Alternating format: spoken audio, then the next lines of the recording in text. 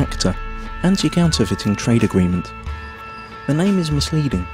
The original idea of ACTA is to internationally protect intellectual property. It's supposed to help prevent product and trademark counterfeiting, like fake copies of expensive goods, misusing trademarks, like using a well-known car brand on tampons, for example making General Motors tampons. It will safeguard research investments in development of products, e.g. medical patents or pharmaceutical products. It's also supposed to support artists and journalists and allow them to produce higher quality work and internationally harmonised copyright laws. Sounds great, doesn't it? But there's a twist. The Oxford English Dictionary defines a counterfeit as, quote, a fraudulent imitation of something else. But when a file is copied on the internet, it is exactly the same as the original, not an imitation, and it is not stolen since the original is not removed. The information is simply being shared free of charge, so counterfeiting has nothing to do with it. Let us explain. Intellectual property is never really defined within ACTA. It could mean trademarks, or it could mean any idea or information which later could be copyrighted, restricted and criminalised. This will have a tremendous effect on the internet as we know it. The actual ACTA text covers a huge range of topics and is very complex and hard to grasp, so we will explain what happens on the internet in a hypothetical real-world analogy. Imagine paying for a cookery course. During this course you learn how to cook some really tasty fried chicken. Then you return home and teach the recipe to your wife. But here's the catch. According to ACTA, you are now both criminals since you shared that information for free when only you had paid to learn it. The ACTA regulations are clear. When you're suspected of sharing copyrighted information, depending on the country you live in, then your access to any kind of courses will be blocked, you will be fined or sent directly to prison. But surely no one would find out that you'd shared the knowledge of the secret fried chicken in private at home. And you're right. Under current law, no one would. But ACTA deals with this through excessive surveillance. All your communication will be monitored, and not only yours. Your family, your friends will all be observed, just in case. But you don't need privacy, civil rights or liberties, because you have nothing to hide, do you? Now that you know the principle, let's see how it will be applied on the internet when ACTA comes into effect. You can imagine your internet connection like a conveyor belt running in two directions. Along the conveyor belt, packets of data are coming in and going out of your computer. Under ACTA, ISPs, the company you pay for access to the internet, will be forced to open up and inspect every single data package you send or receive to look for copyrighted information. Send or receive copyrighted info several times and you could be disconnected from the internet or face criminal charges.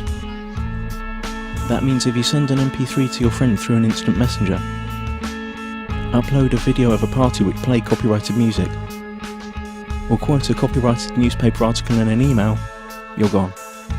That's it. As if that wasn't enough, the information about the news article you sent via email will be sent to the publisher, and based on their claims you could be fined or sent to prison. ISPs will also be required to constantly check that no copyrighted material or links to copyrighted material are found anywhere on their servers.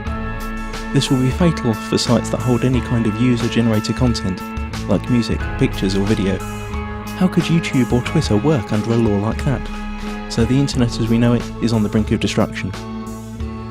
But at least you'd think that the money from all these lawsuits would benefit creative people.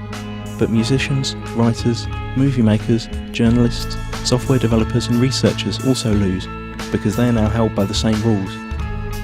Protected ideas now can't be reused, refined or developed any further. Even parts of sentences could be protected and made restricted by copyright. The whole agreement only benefits a small part of the industry, the so-called content mafia. Media publishing companies like the RIAA and the MPAA, who have long tried to solve the internet problem that threatens their obsolete business model. ACTA is the result of their lobbying within the governments that participate in the negotiations. Latest leaks indicate that techniques that bypass the planned content filter and blocking infrastructure will also be made illegal. And the worst thing? It's all done in secret.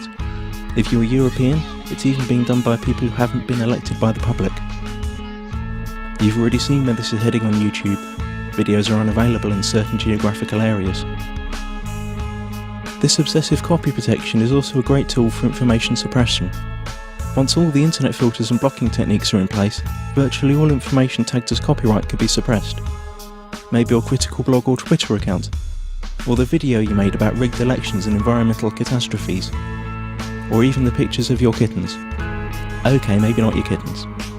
Not unless you painted a Coca-Cola logo onto their fur. This all sounds unbelievable for everyone who's had even a small glimpse of how the net works. But remember, those who work on the agreement might not have any clue what the internet is about. And once the treaty is signed, their rules will have to be implemented. The consequences we have to deal with are internet censorship, restricted freedom of speech, loss of net neutrality due to the restrictions of the use of certain protocols, total surveillance of all your online activities, loss of freedoms and restriction of civil rights, punishment like losing your internet access, and we will gain nothing. The time to act for the internet is now. Google ACTA. Load your tweets and photoshops, let it be known that no one messes with the internet, and take it to the streets. Stop the Kraken.